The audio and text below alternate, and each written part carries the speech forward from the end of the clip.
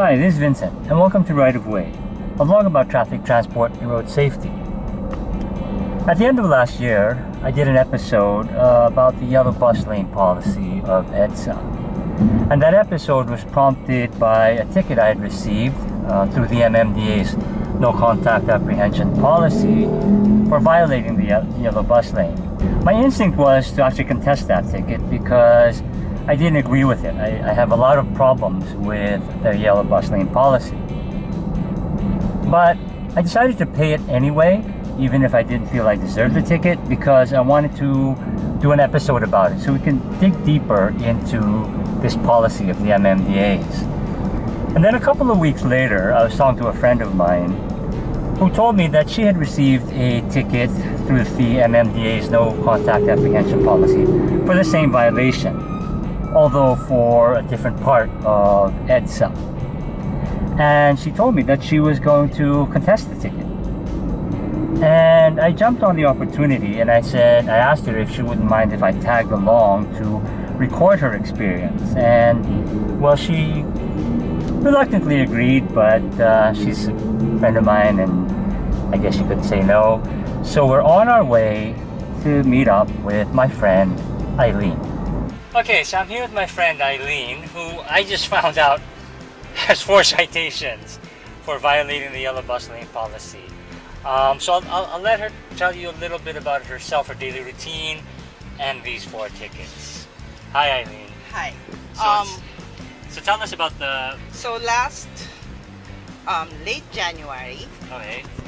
in one day, in one mail, in one mail delivery, Okay. I get 3 citations. Wow. So I opened it and it says that I have to respond within 7 days, Right. or I get there's a corresponding penalty.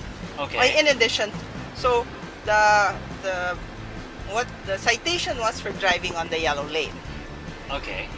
2 for EDSA Reliance and 2 for EDSA Australia. That's my routine every day. Every day I work from Makati, work towards Ortigas Center, and at the end of the day I go back to Makati. So I turn in EDSA Australia. So this is part of your daily routine, your daily route. Every single day, that's what I do. Okay.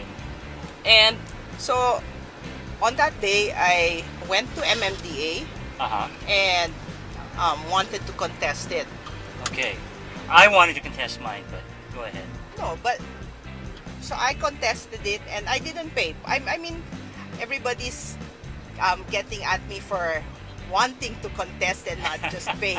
I go, I won't be surprised if that's the last ticket because I know that is my routine. Let me ask you a quick question. So you got 3 citations in the mail, but And so when I was already filling up the forms, they go through their files. checking files and they tell me that there's a 4th one. So of those 4 citations, do you remember exactly where you were going those days? Well, I only go to one place. So by habit and by routine, you most probably were headed to work.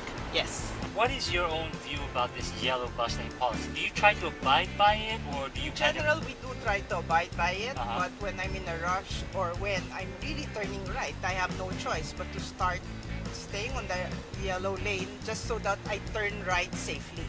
Generally, do you find it easy to use those white dashed lines, the broken lines? Not the one towards Makati.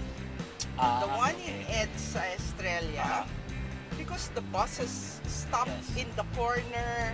So to just start there, I think they're going to hit me if I just turn there. Whereas if I start staying on the yellow lane and just really stay on the rightmost lane so that I get to turn right on Australia, then the risk for getting an accident will be less. Yes. And I just was so surprised to be receiving the citation.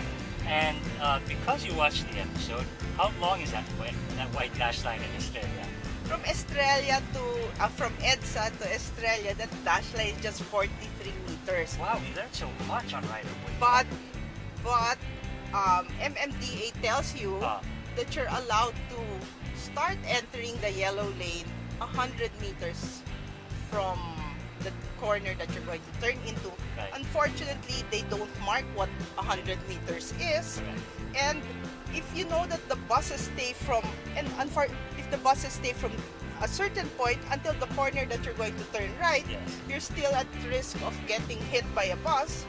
And I don't know who will be liable if that happens. Yeah. So I'd rather, be on the rightmost lane, how we learned how to drive, and stay and turn right when it's safe, not cut through two buses Yeah. who can just move anytime they like, and they'll say that they have the right of way over my vehicle that was coming from the third lane, going to a right, making a right. Okay, we're here at the MMDA. I think we're headed where? So the traffic. Wait, I forgot it. Fourth floor. Yeah, What's the fourth fourth. floor? We'll find our way. Where we contest our. Traffic adjudication.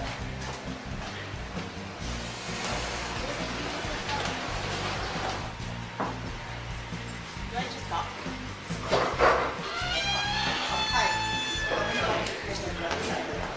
Hi, good afternoon po. Paano po kung i-film? I-record?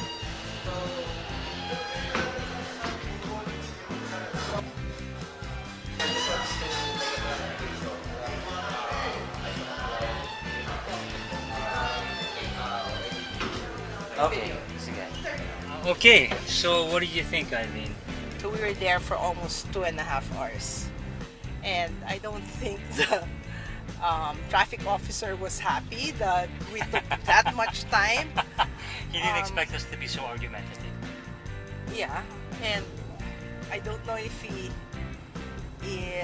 all the points we raised, he wanted to hear them all. But it was a long afternoon. For him and for us. It was for exhausting. us, yeah. Nakapagod yun, ano? But we discussed the case. We discussed. I didn't capitalize on my profession. It was more of the issues of where I turn, or of how they apprehend, or how they identify that how long I was in the yellow lane. I saw the video of it. They show, it's like they take the picture of the plates up close, and that is it. So as soon as the car enters the yellow lane, they take a picture. They don't show that I exited. So they don't know where you exited. No, they don't know that I exited. They don't know if I exited. So they don't know if you're indeed making a right turn. No, they didn't, because I had to argue that I already choose to enter the yellow lane early and just wait until all the buses get out of the first lane so that I can safely turn right. When they said their instructions are to follow the broken line, and I already told the traffic officer, when that happens, and it has happened, my sons have been bumped, their cars have been bumped, and I end up having to pay for To have repairs on your car. yes, to have repairs on my car, and I don't, even if the buses were at fault, and I say that we were following traffic, but the buses get away with everything. They do. How was the experience? How would you describe the whole experience? It was tiring for one, yeah. But it's worth it. Okay. If you feel that you're an aggrieved party, contest. Okay, good. They Nice. contest. Both parties were there. The people, the officers, the traffic Yeah, officers, the apprehending officers, they were all there. We were face to face, and they explained what happened. We got points clarified. The presiding officer said that he knows it's 100 meters. The apprehending officer said they follow the broken line. So at this point, the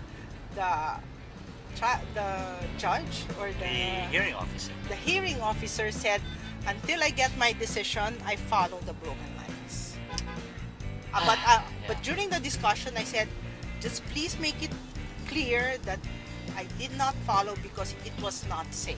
Yes, I think that was, So, you made that. We discussed it a number of times, and he goes, until they can decide hopefully in my favor. I'm assuming that they'll decide in my favor. Until they decide, it's a wait and see. Okay, so we'll wait. follow the broken lines, and we'll wait for the decision. So it will take at least, they said at least a week. A week. Safety is of utmost importance, Yeah. and everything gets clear. Okay. Thanks, Eileen. We'll continue this discussion later. Thank you have you. a call? Yeah, I have a call. If I can find it. Okay, well, there it is. As you can see, the hearing officer asked us not to tape the proceedings. He invoked the anti-wiretapping law, and I'm not too sure if it's the correct implication of that law because we weren't secretly recording. He saw that I had a video camera and recorder, but I didn't want to start off on the wrong foot with him, so I abided by his request and turned off the camera and recorder. We were there for about an hour and a half, a little over an hour and a half, and my main takeaway is that even at the traffic adjudication courts, there seems to be some confusion about the use of the yellow bus lanes by private vehicles. The hearing officer referred to an MMDA memorandum circular number 08, series of 2012, specifically section 3C of that memorandum circular. And section 3C basically describes how a private vehicle is to use the yellow bus lane.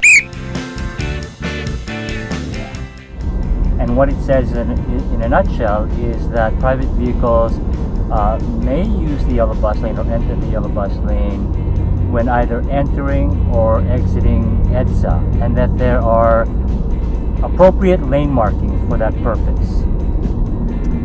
And so one of the first things we pointed out to the hearing officer is that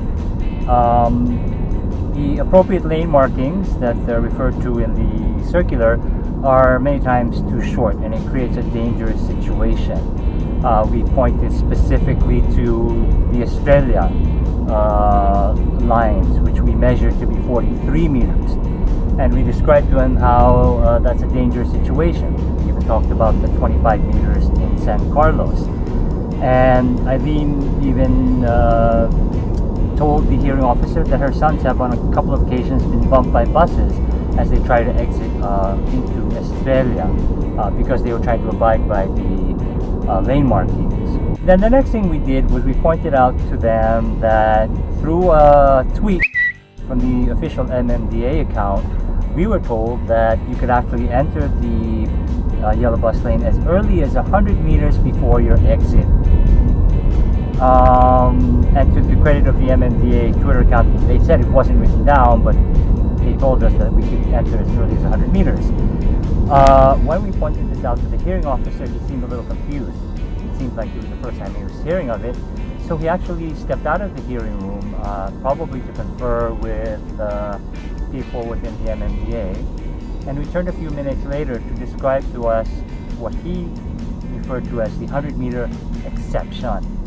Now, if you read the tweet from the MMDA, it didn't seem like an exception, but rather the practice or the rule, even if it's not written down. And the hearing officer gave us a bit of a convoluted interpretation of this 100-meter exception, as he calls it.